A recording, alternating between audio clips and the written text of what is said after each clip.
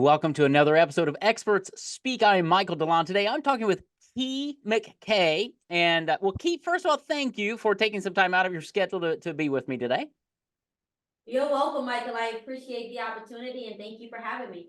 You're welcome. So Key runs a company called Grow with Key, and she helps business owners with so many things, tools, strategies, support to help business owners thrive and grow in the ever-evolving, very complex business landscape. So her company, they work, they can do everything from branding to website design to consulting to helping you write those SOPs to marketing to they just cover a lot of territory that we want to dive into because Key, as well as I do, business owners struggle with a lot of this. We're not sure where to get help, but before we get into that deep discussion, tell me, how in the world did you get doing what you're doing today?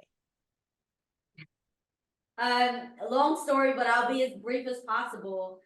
Since I was a kid, I always wanted to be an entrepreneur. Both of my parents were entrepreneurs, but I was born in Guyana, and growing up there, the way that we do business is drastically different than America. So when we moved here to America, I saw a different way of doing business where everything was more enterprise level driven.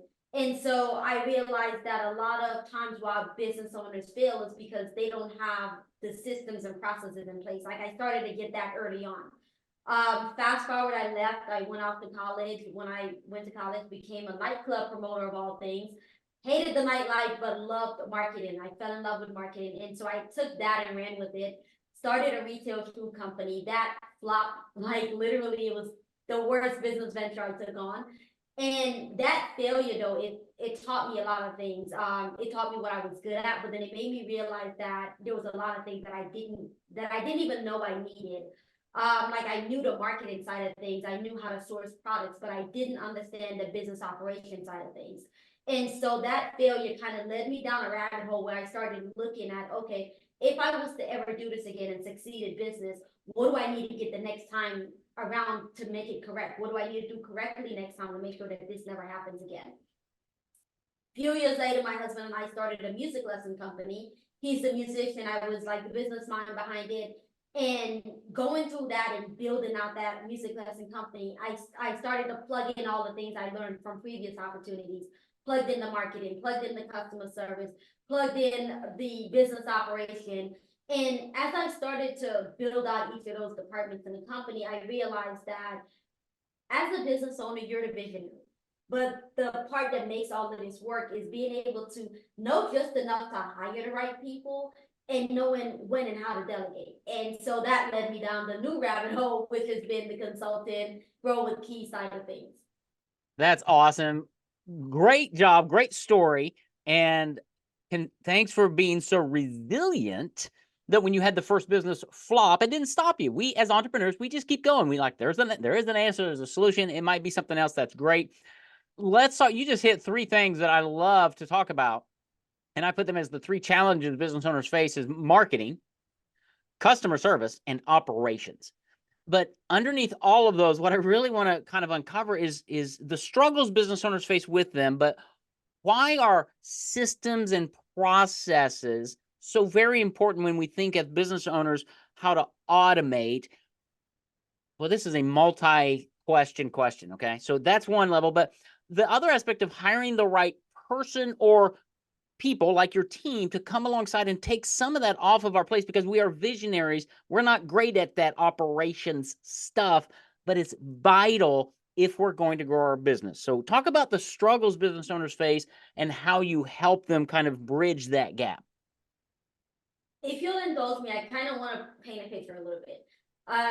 If you are a homeowner or you've had to deal with any sort of service people coming into your pathway, whether it was to a plumbing service or electrician or somebody coming to mow your lawn, think of somebody showing up to your door with a pen and a piece of paper, and they're like, "Oh, what do you need done?" You're like, "Oh, I need my lawn cut," and then they're like, "Okay, that'll be $25." And they're doing everything by paper. You probably don't get a receipt. If they give you a receipt, it's like a handwritten receipt. And the likelihood of you keeping up with the receipt is like literally 5 to 9. You're probably going to lose it after they leave.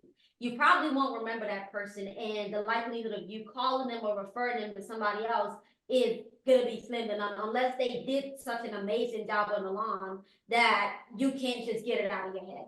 But typically it's like, okay, they cut the lawn, they did a great job.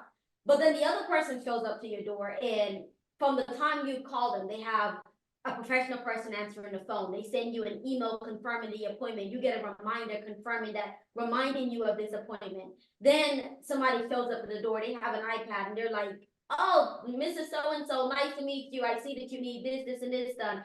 And they literally took time to walk you through the lawn, ask you about your challenges. They took notes of things you were talking about. And things that you didn't even realize were important to you, they said it back to you like, hey, I noticed that you said that you had a bush of weeds growing over here and this was important, and you have a birthday party coming up and you want service to be, and they're like taking notes of all these little details that you didn't even think about that was important. At the end of that, they give you an electronic receipt, and in that receipt was just a recap of the conversation you had, in addition to cutting the lawn. Following that meeting, you get a follow-up, hey, how was the service today? They're asking you for feedback. The other lawn guy did none of these things. The level of service and experience that you just got between those two people is like night and day. And so the likelihood of you referring the person that showed up second versus the person that showed up first is going to be like 100% to like 25%. And so that's what I like to think about when you think about business operation. It's not just about you need a software or you need this. It's about knowing, how do I want to show up to my customers? How do I want them to think of me? After this is over, do I want to have to go out and look for another customer, or would I like them to say, hey, he did such a great job, I'm going to take the initiative of referring her to somebody else that I know needs her service? And so the difference between that really comes down to you as the business owner saying, I'm good at what I'm good at, but these other things I know I need it, but how do I get it going? And so that's where the conversation starts. I hope that answered your question. Well, that's good. Yeah, because it's customer experience, and it's not only referability, it allows you to charge higher prices. I talk a lot about, why does Walt Disney World charge more than Six Flags? They're both amusement parks. It's because of the experience that you get when you go to Disney, right? And business owners can replicate that at a lower level by doing little things that you talked about. And if somebody's listening to this podcast, they should be going, oh, I could be doing that. I could be doing that. Oh my goodness, there's so many. And that's why conversations with Key help to understand, where are you as a business? Where do you want to be? And how can you get there systematically, really, and doing a lot of it with automation. And the challenge is, honestly, Keith, there's so much automation out there. Which one do I choose? And then I've got to set it up, and I don't know what to do because I'm not a techie, I'm a visionary. And I think that's why working with somebody like you is helpful, to have those conversations so that you can guide and direct and go, well, here's 5 tools, but really only 2 of them work for what you're really wanting to do. And here's probably what our recommended tool would be for this specific situation based on what you're trying to do. And that's different for every business owner. Is that kind of fair? Oh, absolutely. It's different for every business owner. The thing that I say is, the specific tool that you need for your specific business might be different, but there's general rules. So like, for example, you need a customer service department. Ideally, you need a customer service software. Okay, you have to do accounting. You need an accountant. So just think about the various departments in your business and acknowledge, like, okay, I need a tool to help me automate this. And then you start to look at, okay, what are the specifics that I need for my particular business and my SOPs? Okay. And sometimes the beauty of working with somebody like Key and her team is, as business owners, sometimes we don't even know the right question to ask. And so many times, I know in my business, I've answered the wrong question, and it doesn't get me anywhere. And so working with somebody like Key and their team is, they've been around the block a few times. They've worked with lots of business owners. They know the right questions to ask to help you as the business owner go, oh, no, well, no, that's not what I'm trying to solve. That's not what I'm trying to do this.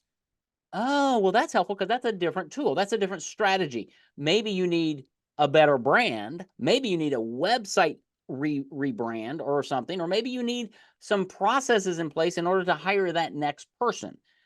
Business owners sometimes get all that confused and they do the wrong thing first. So you can help business owners kind of think through all of that, prioritize, and then know which pathway to take. And then you can actually guide them down there with tools, resources, strategies. Is that right? Absolutely. And if you don't mind, I think that a lot of times business owners, one of the mistakes we make when we start out early is the first thing that we think about is I need to do branding, I need to do marketing, I need customers. But I always say to ask yourself this question. If you were to wake up tomorrow morning, you have all the customers that you could ever wanted, like you have an overflow of people blowing up your phone all day. Can you actually manage and facilitate and service all those people? And so before you go out and open the floodgates and say, hey, I want all these people buying my products and service, put the process and tools in place so that when that opportunity comes, when that moment comes, you can actually grow into it, you can facilitate it instead of getting drowned in it. And now a lot of people complaining about you instead of a lot of people saying, hey, I had such an amazing experience with this company, with this person. Yeah. Sometimes I tell business owners, because I mean, they all come to us and say, well, I'm ready to scale. I'm ready to grow. I'm ready to. And it's like, yeah, really, you're not, because you don't have the systems in place, and that can kill you and give you a bad reputation faster than just about anything. So I'm all for growth. I'm also all for limiting growth for a time to build the right systems. And you don't need thousands of systems. You need a handful of systems. Like you said, the customer experience system, the referral system. There are some basic fundamental systems that are required in business that will allow you to grow systematically. So I tell business owners all the time, don't look for that hockey stick growth moment. That could come, it usually comes a lot later. What you need to do is consistent growth year over year, build a solid team, a machine that's going to be able to you can turn the dial, as you will, to increase the growth because you've put in systems and people and processes, right?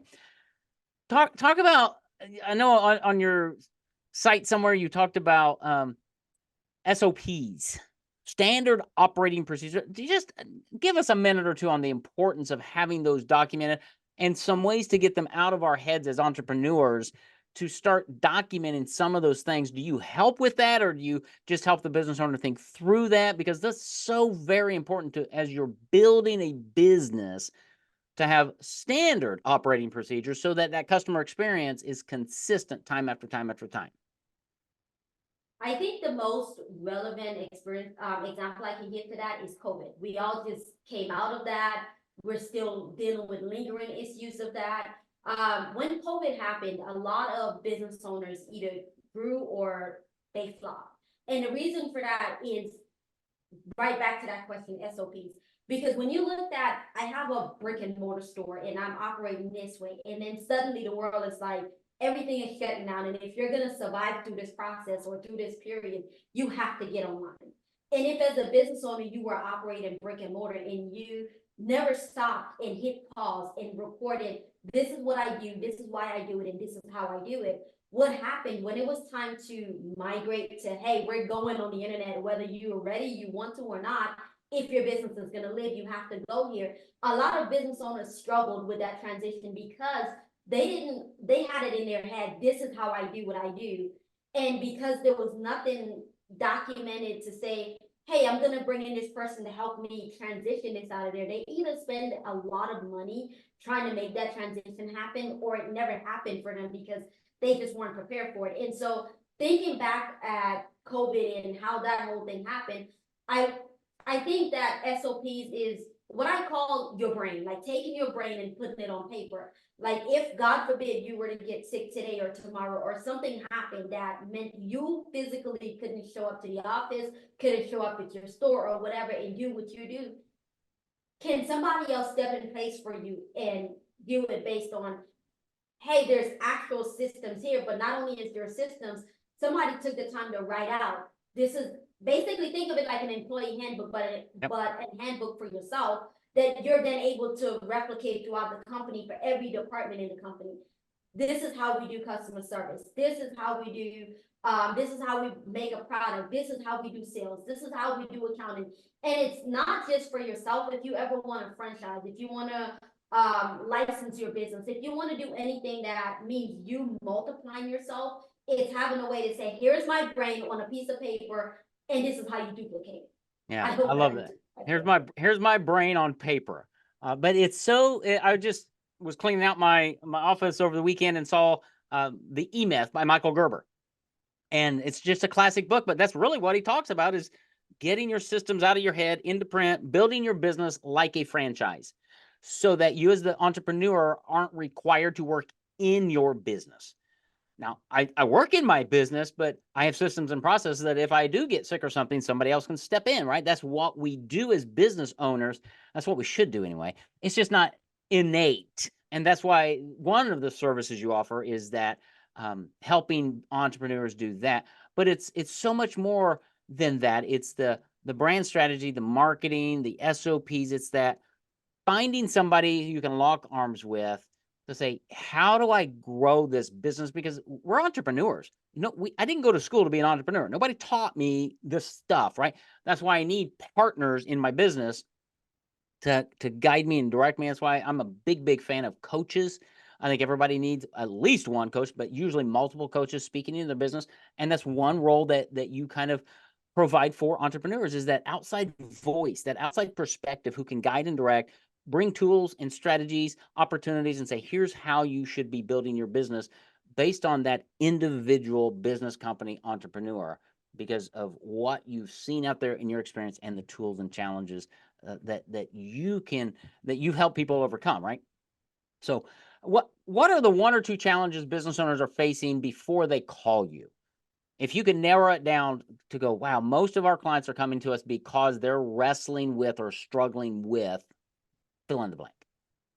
I would say the top two is either one, I'm trying to get funding for my business and I keep getting no's. And many times I find that they're not ready. And the reason they're not ready is because the systems and the processes are not in place. So you show up to a bank or to an investor, to a pitch competition, and you're like, oh, this is my business. These are all the amazing things we're doing. These are all the sales we've generated. These are all the customers we have. And then it's like, okay, as an investor, when I come into your business, I don't want to become an employee. I don't want to work in your business. I want to give you money so you can make the business work for me. And business owners, entrepreneurs, not necessarily understanding that and understanding how having the SOPs and the systems and the processes in place actually makes that seeking for funding more attractive to an investor, to a bank, because they know that you've taken the time to think about what you're doing, you've taken the time to document it, and you've created a way for them to replicate what you're doing, not just in your city, but across the country, across the world. And that makes you even more attractive as a business owner, as an entrepreneur seeking funding. The second thing is I'm running my business and I'm overwhelmed. And I can't sleep. The business can't work without me. I can't go on vacation. I can't take my kids to school. I can't show up to soccer practice because I have to be in the business. If I'm not there, stuff doesn't go right. If you're saying that as a business owner, everything is wrong. If you can't be away from the business, if the business can't operate without you, if you can't go on vacation and turn your phone off, something is wrong. And usually that's, you don't have the processes in place. You don't have the accountability measurements in place.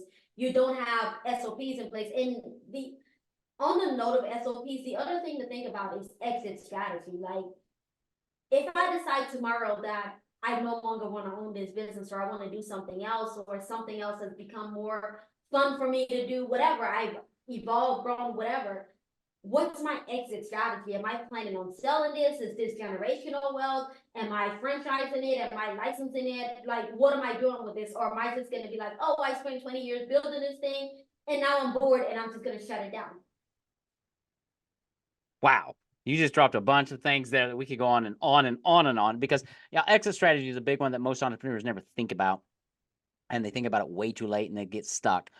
But overwhelm, I think that's a big one. I'm overwhelmed running my business because they don't have the automations, they don't have the organizations, they don't have the SOPs, they don't have them. And that's one of the big things that you provide and that you can help guide them in. So I just wrote this down: overcoming business overwhelm.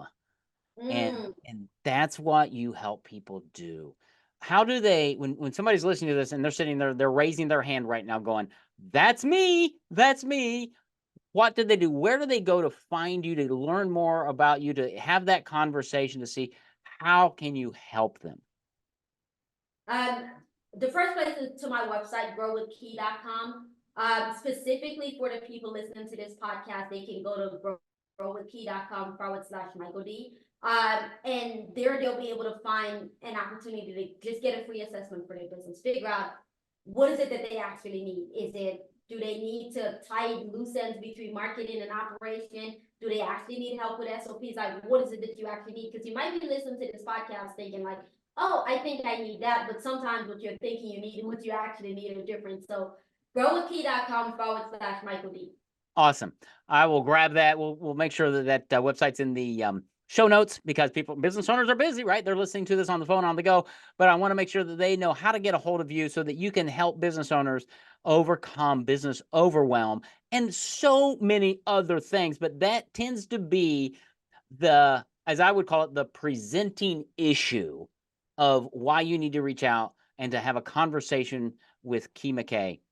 Is if you're a little bit overwhelmed, if you're not getting the traction you're looking for in your business, if you haven't taken a vacation for a while, give her a call. Reach out to her. Key, this has been amazing. I appreciate you. I appreciate what you're doing to help business owners, to help them grow, to get less overwhelmed, have more freedom, serve people better, have an excellent customer experience, and put themselves really in a position not only to have more revenue and more referrals, but have more life, to enjoy the entrepreneurial life that we all got into this thing to enjoy. You really help them do that. So I just want to say thank you for doing that. You're most welcome, Michael. I appreciate the opportunity once again, and thank you for having me, and thank you for everyone who listened.